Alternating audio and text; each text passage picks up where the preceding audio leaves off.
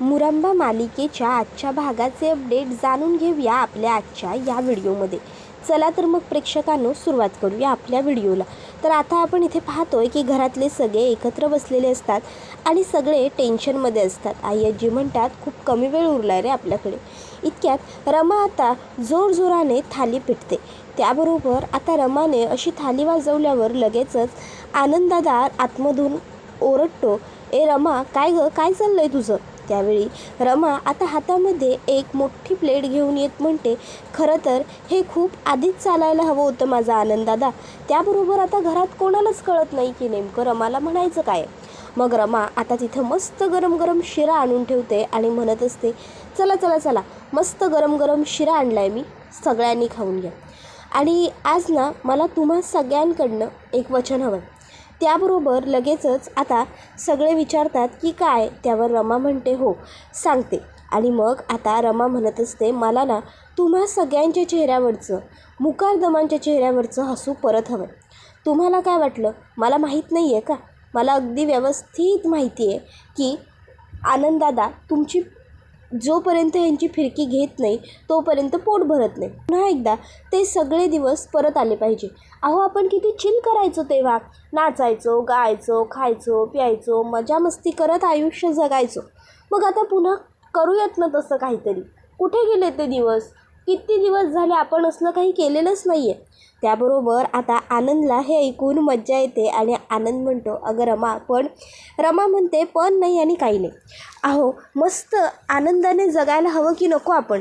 Tension, काम हे सगळं ना घराच्या दरवाजाच्या बाहेर आपल्या डायनिंग टेबलवर आणि आपल्या बेडरूममध्ये आपलं टेन्शन जाणार नाही याची सगळ्यांनीच आपण काळजी घेतली पाहिजे का नाही? आनंददादा आता सुरुवात करा, चला तुम्ही पहिले यांची फिरकी घ्या नेहमीप्रमाणे. आता मात्र बिचारा आभ्या हा शांतच असतो. तर आई आजी म्हणतात, खरंच म्हणजे सीमाने माझा विरोध पत्करूनही तुला ह्या घरची सून का केली ना, ते आज खऱ्या अर्थाने मला समजते. सीमाने खरोखर किती दूरचा विचार केला होता ना त्यावेळीसुद्धा, ते मला आता कळते. त्याबरोबर लगेचच आनंद आता सुरुवात करतो, काय अक्षयराव, काय त्या शिऱ्याच्या प्लेटीकडे एवढं चौकोन बघताय काय? त्या शिऱ्याच्या प्लेटीत तुम्हाला काय अख्खं विश्व वगैरे दिसतंय की काय? त्यावर सगळेजण हसतात. त्यानंतर मग आता लगेचच आनंद पुढे येतो आणि आनंद आता त्यांच्या लहानपणीच्या गमती जमती सांगत असतो. आनंद सांगत असतो, तुला माहिती आहे रमा, हा अभ्या हा तर एकदम छत्रपती होता. हा लहान असताना काय करायचा, हा ना लहान असताना ते विमान बनवायचा आणि वरती छताला चिटकवायचा आणि म्हणायचा की बघा बघा माझं विमान उडतं आहे बघा आणि मी ह्या विमानाचा पायलट आहे बघा. त्याबरोबर आता सगळेजण हसतात. त्याबरोबर आता आनंद म्हणतो, एवढंच नाही आहे काही, एवढंच नाही. हा काय करायचा माहिती आहे काय अक्षय, हा बादलीत पाणी घ्यायचा किंवा टपात पाणी घ्यायचा, त्यात बोट बनवून सोडायचा आणि टायटॅनिक खेळायचा. त्याबरोबर आता लगेचच इकडे आभ्या हा आनंदचं तोंड दाबत असतो आणि म्हणत असतो, अरे दादा आता बास कर, बास झालं, नको सांगू. त्यावेळी तो म्हणत असतो की अरे थांब रे, बोलू देत. आता थोड्या वेळासाठी का होईना पण आभ्याच्या चेहऱ्यावरती सुद्धा हसू येतं. त्यानंतर मग आता आभ्या हसत असतो. आई आजी म्हणत असतात, अरे काय हे तुमचं मुलांचं. त्याबरोबर मग आता आनंद म्हणत असतो, एवढंच नाही आम्ही खूप मज्जा केली. त्यावर आभ्या म्हणतो, हो ना हो, आम्ही खूप मज्जा केली. माहिती आहे आजी, याने रात्री काय केलं? रात्री ह्याने टॉर्च लावला होता आणि अख्ख्या घरभर हा उंदीर शोधत फिरत होता. त्याबरोबर सगळे हसतात. आता आनंद म्हणतो, हा म्हणजे मला अंधार झाला की भीती वाटते, तुम्हाला सगळ्यांना माहिती आहे ना. त्यावर मग मयुरी म्हणते, एवढंच नाही आहे दादा, एवढंच नाही, सकाळ सकाळ तू दरवाजाला गुड मॉर्निंग म्हणाला आहेस. त्याबरोबर आता आनंद म्हणतो, चष्मा नसेल घातला मी, चष्मा नव्हता माझा. त्यावर मयुरी म्हणते, काही नाही चष्मा वगैरे होतं सगळं तुझ्याकडे. अभ्या म्हणतो, अगं हे तर काहीच नाही, हा दरवाजाला हँडशेक पण करतो. त्याबरोबर सगळेच जण जोरजोराने हसतात. तर आता हे सगळं बघून रमाच्या डोळ्यांमध्ये अश्रू तरळून आलेले असतात, तिच्या डोळ्यात अश्रू असतात. आई आजी म्हणतात, रमा काय गं, आता सगळ्यांना हसवलंस आणि तुझ्या डोळ्यात अश्रू का बरं?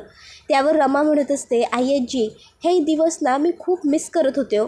त्यावर लगेचच आता अक्षय म्हणतो, चला तर इसी बात पे शाबासकी म्हणून माझ्या बायकोला मी माझ्या हातनं शिऱ्याचा पहिला घास भरवतो. रमा शिरा. त्याबरोबर लगेचच आता अभ्या म्हणतो, वा छान, त्यावर आता आनंद म्हणतो नाही नाही 1 मिनटं.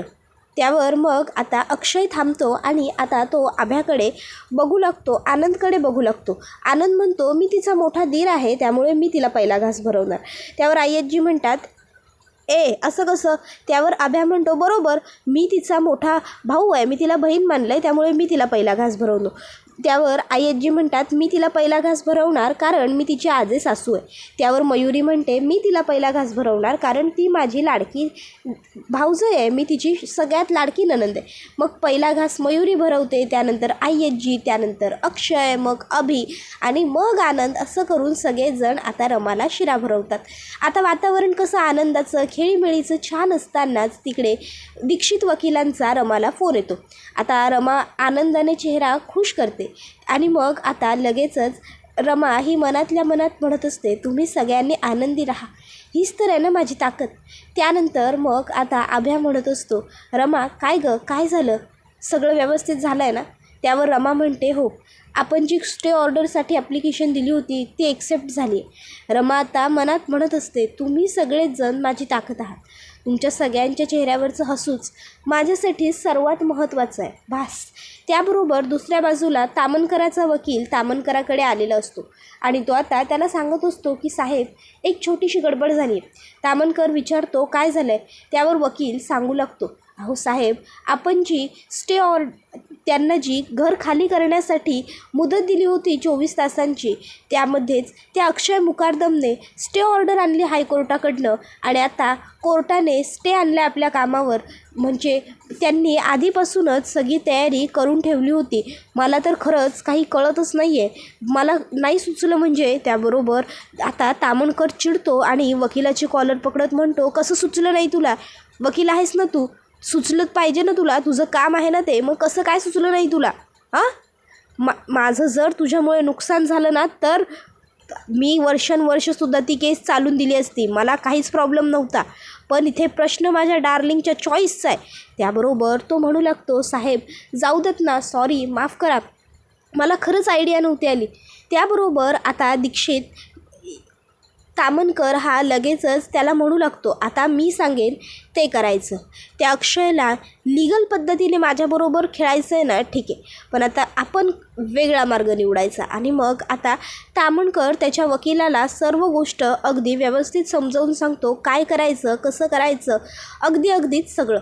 मग आता सगळं काही समजून सांगून झाल्याच्यानंतर मग तामणकर वकिलाला विचारतो काय कळलं का मी काय बोललो ते? त्यावर वकील म्हणतो हो साहेब, मी लगेच करतो.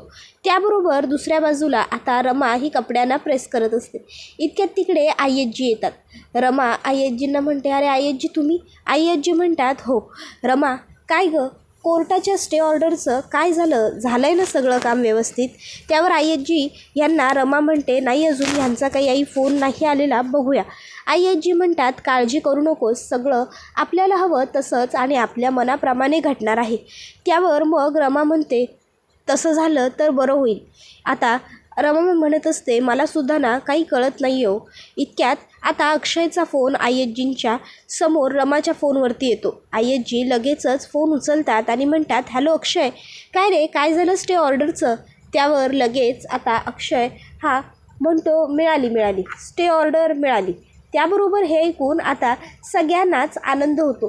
त्यावर लगेचच आय्यजी विचारतात काय रे, स्टे ऑर्डर मिळाली, मग तुझा चेहरा, तुझा आवाज असा एवढा वाईट का येतोय? सर्व काही ठीक आहे ना रे अक्षय? आता मात्र अक्षय काहीच बोलत नसतो, तो गप्पच असतो. त्यावेळी मग आय्यजी पुन्हा विचारतात अक्षय काय रे, काय झालं? पण अक्षय काहीच बोलत नसतो. मग रमा फोन घेते आणि विचारते अहो काय झालं?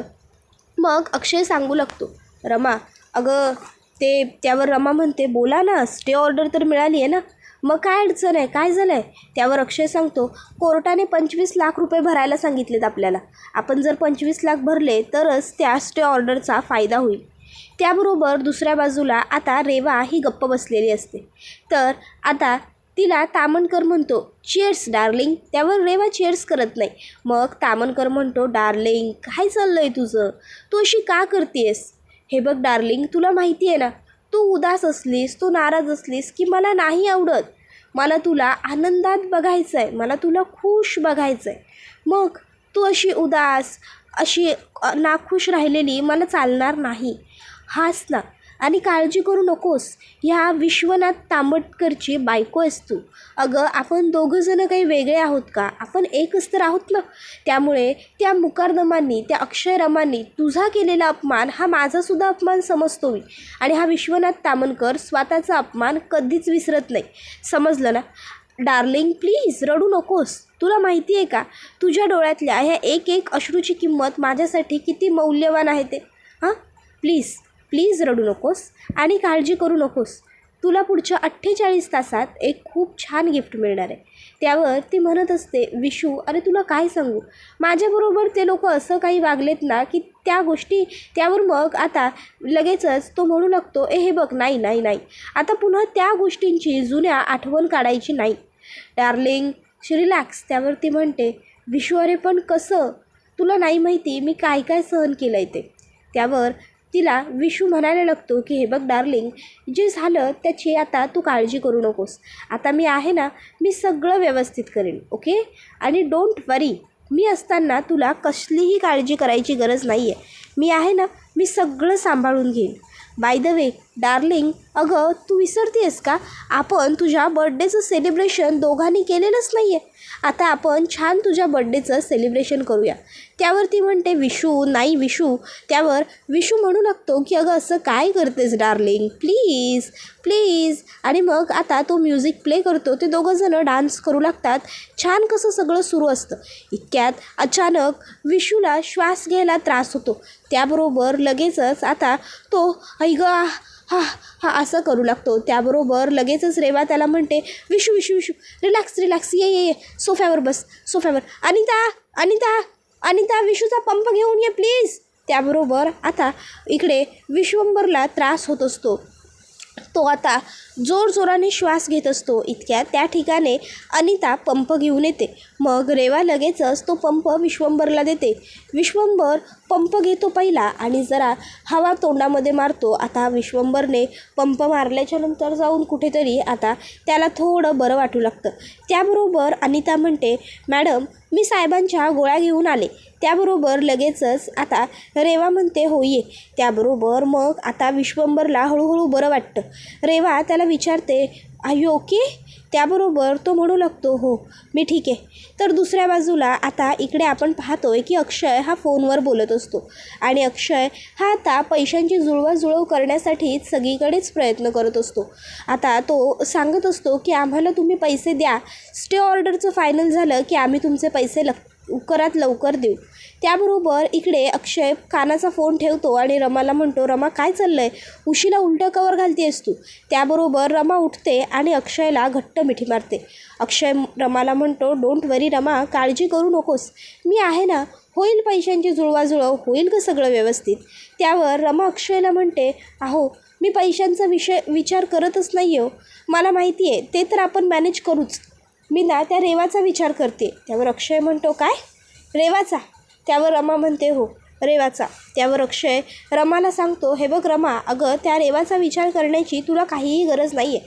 नाही हो मला मान्य आहे की हे सगळं जे घडतं आहे त्याला जबाबदार तीच आहे, तिच्यामुळे होतं हे सगळं, पण तरीही तू तिचा विचार करू नकोस, तू तिचा विचार करणं सोडून दे बरं.